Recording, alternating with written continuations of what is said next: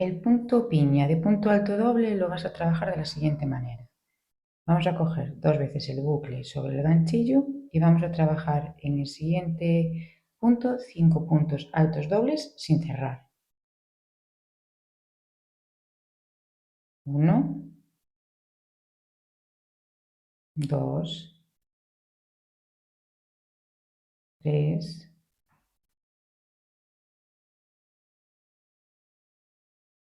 4 y 5.